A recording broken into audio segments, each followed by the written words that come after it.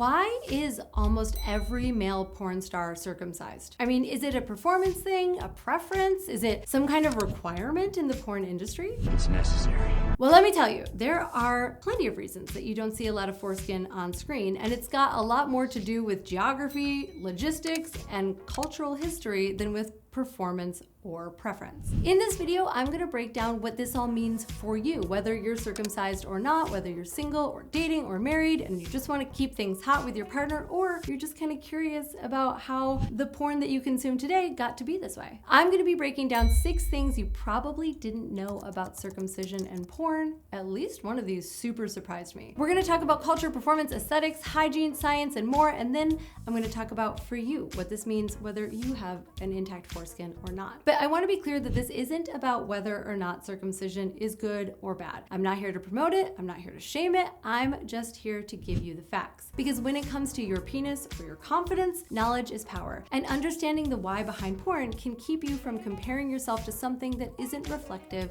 of everyday life. Starting with something I think obvious but overlooked. Number 1, it's mostly about geography. The thing is, if you've ever watched porn, and I think probably we all have, then you've probably noticed that there's very little to no foreskin. And while it may make you think that circumcision is the general preference or wonder if it's required to film porn, there's no rule that I know of in the porn industry that says anything about men needing to be circumcised. What it comes down to is cultural norms. In the United States, where most of the mainstream porn is made, routine infant circumcision has been the norm for decades. Depending on when and where you were born, between 60 and 80% of American men are circumcised. So naturally, that is what shows up on screen. Not because it's better, but simply because that is what is most common in the United States, where a lot of porn is filmed. Meanwhile, in Europe, Latin America, much of Asia, circumcision rates are much lower. And if you watch porn from those regions, you're going to see more uncut performers. So it's not a universal preference, just a reflection of geography and culture. Number 2, it's easier for directors to shoot. I'd be lying if I told you that the visual appeal of a circumcised penis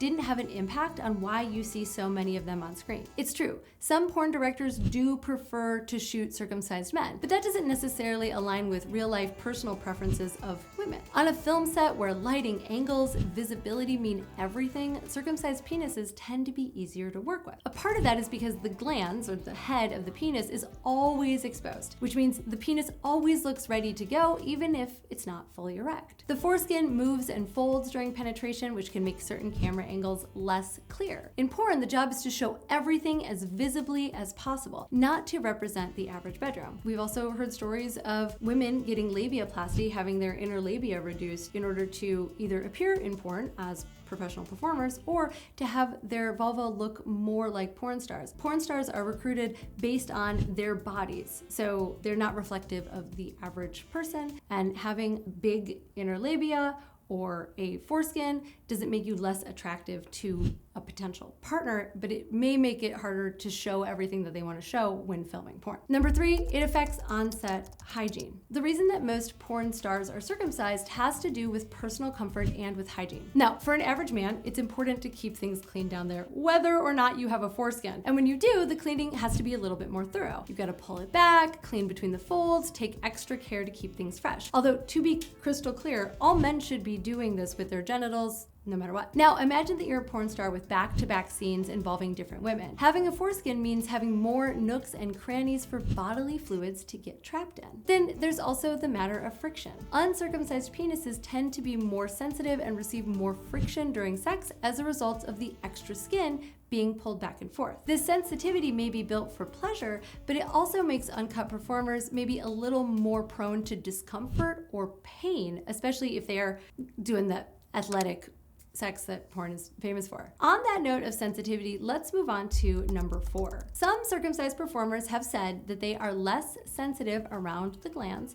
which helps them to last longer on set. Now, this does make sense anecdotally, since their glands is always exposed, even in their pants all day, every day, and more used to friction. But that's not a guarantee, and things vary a lot by individual. Plenty of intact men with foreskin have phenomenal stamina, and plenty of circumcised men struggle with ejaculating too early. The real factor is your habits and your training, which is why I created my course Masturbation Hacks, because the way you touch yourself every day is what wires your nervous system for control in bed. The idea is that since for circumcised men, their head is always exposed, it's more used to constant light stimulation, which desensitizes them over time, unlike circumcised men who have an extra layer of protection until they become erect. In porn, scenes can take hours to film, and stamina is just a part of the job. Now, to be clear, your performance and stamina does not depend on the skin on your penis. They are shaped by your nervous system, your awareness, your training, how you touch yourself, how you think about how you touch yourself, and more.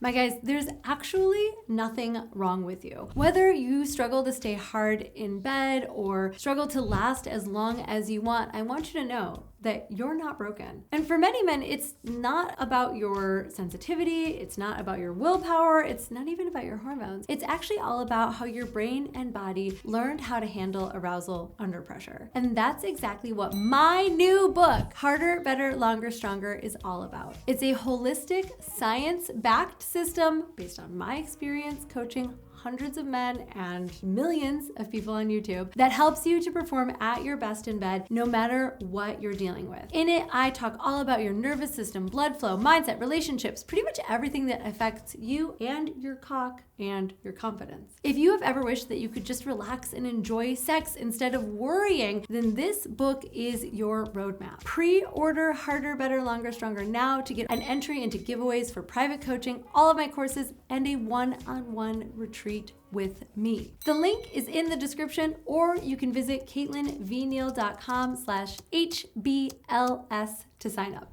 As the saying goes, it's not what you have, it's what you do with it. And the science makes this pretty clear, which leads me to number 5. Science hasn't found an impact. Anecdotal evidence is one thing, but when it comes to research, no scientific evidence has been found between circumcision and performance. Dozens of large studies, including randomized controlled trials, show no significant difference in erectile function, orgasm intensity, sensitivity, or overall satisfaction between cut and uncut men. The science is very clear on this. Circumcision doesn't make you better or worse in bed. Even men who undergo adult circumcision usually adapt within months and report similar pleasure to before. In other words, your skill, your confidence, and your presence will all matter more than the skin on your penis. Now, it is true that the frenulum, which is the thin, highly sensitive fold of skin connecting the glands to the foreskin, is partially removed during a circumcision. So if you are circumcised, you are technically losing some of that sensation. Having said that, the ridge of the glands, the ridge of the head of your penis, stays intact and is also a major pleasure point. And at the end of the day, the potential loss of frenulum sensation doesn't make any measurable impact on pleasure or performance. So the idea that circumcision makes you better or worse in bed is simply not backed by science. Which brings me to number 6. Porn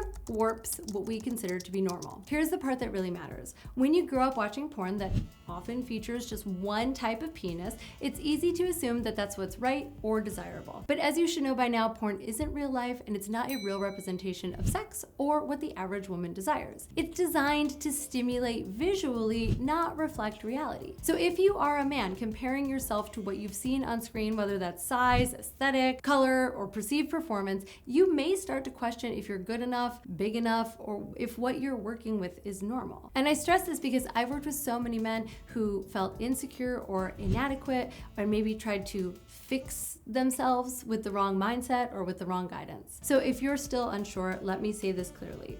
You don't need to look like a porn star to be incredible in bed. You don't need to be cut or uncut to give and receive amazing pleasure. You just need to understand your own body, understand her body, show up with presence, and learn to lead with confidence. And if this video has taught you anything, I hope it's that what we see on screen is dictated by a lot of factors that have nothing to do with what women want or with what's better for your pleasure. Thank you for watching. If you want to check out my masturbation hacks course, it comes with a 90-day money-back guarantee, so you can try all of the techniques that I share in that course, see if they work for you, and if you don't like it, it's on me. Just send me a quick email. I'll give you a refund right away. Thank you so much for watching. Please make sure you are subscribed, and I will see you here later. Mwah! Bye.